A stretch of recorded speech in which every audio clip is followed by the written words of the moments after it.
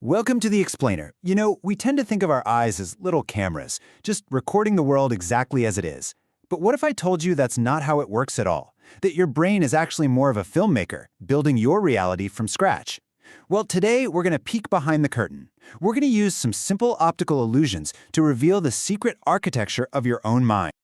All right, let's just jump right in. Take a good look at this checkerboard. You see the squares labeled A and B? Super simple question for you. Are they different colors? I mean, one looks like a light gray, and the other one's clearly a dark gray, right?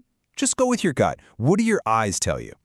So, if you said they're different colors, don't worry, you're with pretty much everyone. But you're also wrong. They are the exact same shade of gray. Seriously. I know it sounds crazy, but if you don't believe me, pause this and just use your fingers to block out everything around those two squares. What this amazing trick shows us is something really profound. Your brain isn't just seeing light, it's interpreting it. It's using the context, like that shadow from the cylinder, to decide what color it thinks it should be. And that really gets to the heart of this idea, summed up perfectly right here. What you see is not a window onto the world, but a world constructed by your brain. So yeah, your perception of reality is basically a simulation. A really, really good guess that your brain is constantly updating. The question is, how does it build that story? Okay, so let's start with this idea that our brains, in trying to be efficient, can sometimes, deceive us. And it's not a bug, it's actually a feature. That checkerboard was just our first taste of this. But here's where it gets even wilder. Your brain doesn't just interpret what's there. Sometimes it literally makes stuff up. It invents things from nothing. Okay, look at this. Do you see a really bright white triangle pointing down, kind of floating on top of another triangle and three black circles?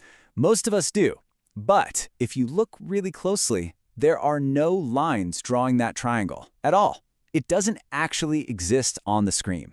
So how on earth is your brain pulling this off? Well, it happens in a flash, in basically 3 steps. First, your brain just sees these 3 little Pac-Man shapes. Then, it makes a guess, a prediction really, that the simplest explanation is that a triangle is sitting on top blocking our view. And finally, boom, your brain just fills in the missing lines, creating a whole triangle that isn't even there. And here's the big takeaway. Your brain absolutely hates incomplete information. It's a pattern-making machine, pure and simple. It evolved to make sense of a chaotic world and to do it fast. So it connects the dots and fills in the blanks to create a picture that makes sense, even if it has to invent a few of the details along the way. Now, this whole construction project isn't just about filling in the lines on one object. It's also about everything around that object. When it comes to how we see, context is everything. All right, ready for another one? Check out the 2 orange circles here. Which one do you think is bigger? The one on the left, surrounded by those huge circles, or the one on the right, surrounded by tiny ones? Once again, just trust your first impression. And yeah, you've probably figured out the twist by now. They are exactly the same size. Your brain just doesn't perceive size in a vacuum. It's all about comparison. Next to those giant circles on the left, the orange one looks pretty small. But put that same circle next to a bunch of tiny ones, and all of a sudden it seems huge. This just drives home a fundamental rule of how we see. We don't see anything in isolation. It's just like the checkerboard, where the shadow provided the context. Here, it's the surrounding shapes. Context can totally change how you see color, size, and it makes you wonder, what else can it change? Which brings us to the big idea. What do all these so-called tricks really tell us about the basic design, the architecture of our minds? This right here, this is the most important takeaway of this entire explainer. These illusions aren't your brain failing. They are a masterclass in how it works. These mental shortcuts are there for a reason. For our ancestors out in the wild, making a quick, good enough decision was way more important for survival than making a slow, perfectly accurate one. So let's give this whole thing a name. The architecture of perception. It's the brain's master plan.